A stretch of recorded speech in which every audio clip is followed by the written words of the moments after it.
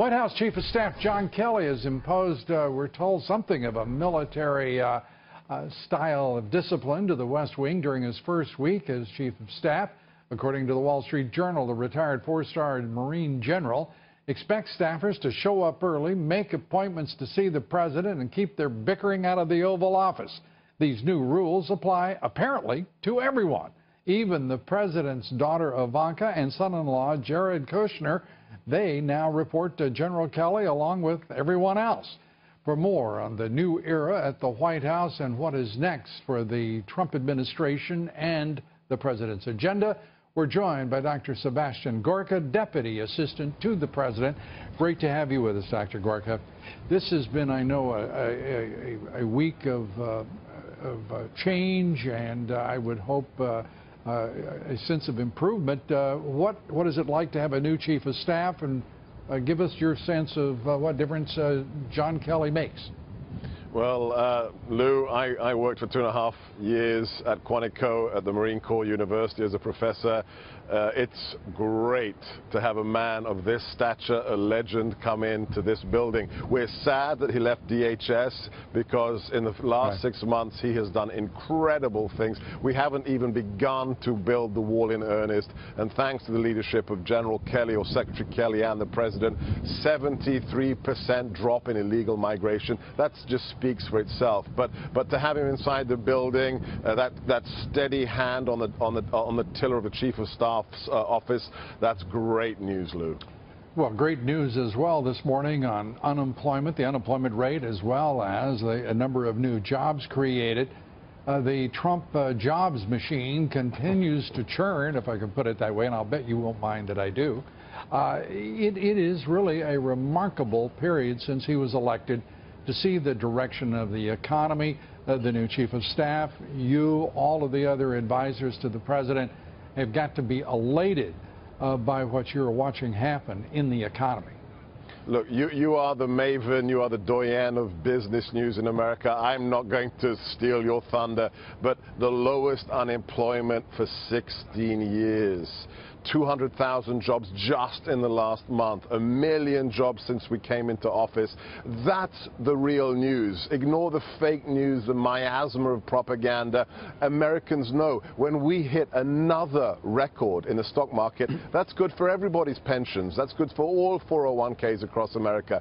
That's the MAGA agenda, making America great again and prosperity for all. Just one thing, Lou. Sure. He wants everybody to prosper. He doesn't care whether you voted for him or not, or whether you didn't vote at all. If you're an American, he wants you to prosper and to succeed, and that's his message, and that's the last 6 months. Yeah, and he's made that clear on the campaign trail throughout, and certainly as president, he is insisting that prosperity reach all Americans. Let's talk about some of the detractions, if you will, the distractions from all of the great news. And that is these leaks that, as Attorney General Sessions today said, he now has triple the investigations as in the latter days of the Obama administration. It's a huge problem. The Attorney General, referring to our friends in the intelligence agency, telling them, I mean, it seems incredible to me. An Attorney General has to say to people in the intelligence agencies, stop leaking. Lou, I was in a lengthy meeting with the Attorney General today, and we discussed these issues at length. Let's just look at the facts and figures.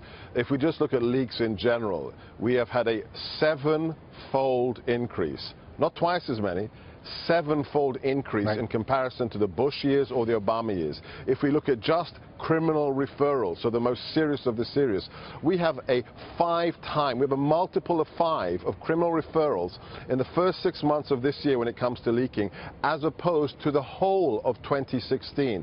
This is serious. This endangers you, Lou. It endangers me. It endangers all Americans. When a president of the United States can't have a private phone conversation with another head of state, that is national security subversion, Lou. Nothing else.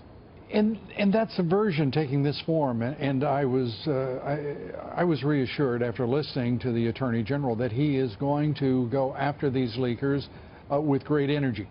I am dismayed that this president has to do all that he's accomplishing while this is happening with the leakers and the intel community, and at the same time a subversion effort on the part of the Dems, the deep state, and even part of the Republican establishment are attacking the administration, trying to subvert the will of the American people and this president. There's going to, at some point, have to be a reckoning with Robert Mueller, the heads and the ranking members of both the Judiciary Committees in the House and the Senate, as well as the leadership of the House and the Senate, who are not supporting this administration. Lou, let's put this into perspective. Let's look at the bright side of all of these things. It is a testament to this great nation, the greatest nation on God's earth, that after 8 years of the last administration, we won. That Donald J. Trump managed to save this nation from the catastrophe that was leading from behind, that was strategic patience, the maelstrom in the world that was created. Similarly, that we have achieved so much in 6 months, despite the resistance from the outside and the inside. I think that's a testament to the leadership of the president. But you are right.